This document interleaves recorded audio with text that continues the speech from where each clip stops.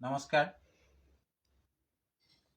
আজি কেইবাদিনৰ আগৰ পৰাও কেৱল বতৰটো অকল ডাৱৰীয়া বিষয় বাসনাৰ বিভিন্ন কিছুমান চিন্তাই মনটো হেঁচা মাৰি ধৰে। যেতিয়াই মোৰ তেনেকুৱা অনুভৱ হয়, মই অকলশৰীয়াকৈ ঘৰৰ পৰা অকণমান আঁতৰি গৈ পেলাই অকণমান নিজান ঠাইত থাকি পেলাই মনটোক ৰিলেক্স কৰিব বিচাৰোঁ। ঠিক আজিও তেনেকৈ কৰোঁতে কিছু সময় আগত এফালে সুন্দৰ পৰ্বত পাহাৰ বনাঞ্চল, আনফালে সোণগুটি চপাই নিয়া মুকলি ধানৰ পথাৰখন। তাৰ মাজত এটা সুন্দৰ অনুভৱত কেইটামান শব্দ মোৰ মনত ভাহি উঠিল। তাকে মই গীতেই হওক অথবা কবিতাই হওক ঠিক তেনেধৰণে অকণমান সজাই তোলো বুলি প্ৰয়াস এটা কৰি আহি লিখি পেলাইছোঁ। মই তাকে অকণমান গুণগুণাই দিব খুজিম। আমাৰ লগ বন্ধু বান্ধৱীসকলে কেনেকুৱানো লাগিছে এনে অকণমান জাষ্ট আপোনালোকৰ কমেণ্ট কৰি যদি মতামত জনায় নিশ্চয় ভাল লাগিব। মই লিখিছোঁ এইদৰে। ঠিক কি লিখিছোঁ চাব।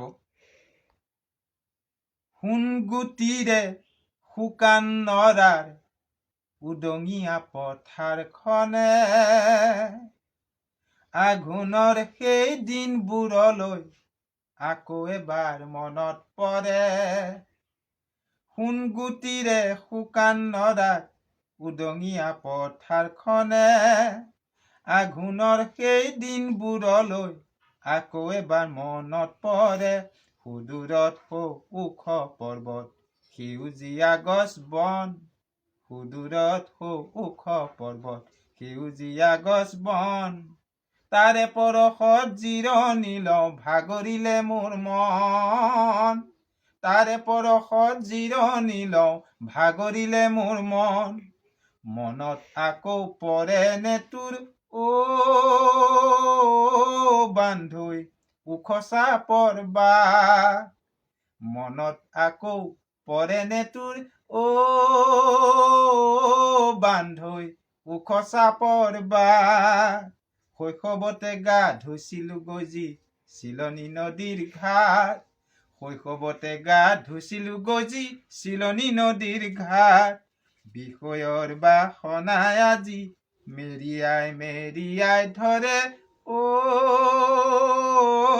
বান্ধৈ, মনে কৰে ইছাতি বিশ্বাস।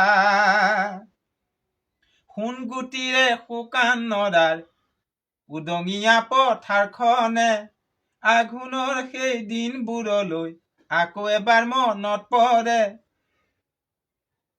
সুদূৰত সৌ ওখ পৰ্বত সেউজীয়া গছ বন, তাৰে পৰশত জিৰণি লওঁ ভাগৰিলে মোৰ মন, তাৰে পৰশত জিৰণি লওঁ ভাগৰিলে মোৰ মন, মনত আকৌ পৰে নে তোৰ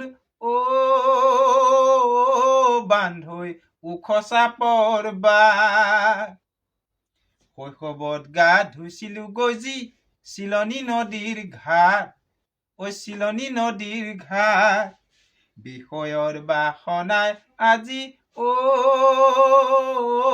বান্ধৈ মনে কৰে ইছাতি বিশ্বাস, মনে কৰে ইছাতি বিশ্বাস।